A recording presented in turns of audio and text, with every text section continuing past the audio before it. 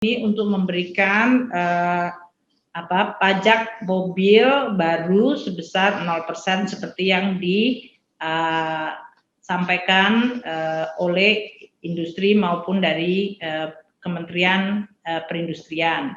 Kita akan mencoba untuk memberikan dukungan-dukungan kepada sektor industri secara keseluruhan melalui insentif-insentif yang kita sudah berikan. Setiap insentif yang kita berikan, kita akan melakukan evaluasi yang sangat lengkap, sehingga jangan sampai kita memberikan insentif di satu sisi yang kemudian memberikan dampak negatif.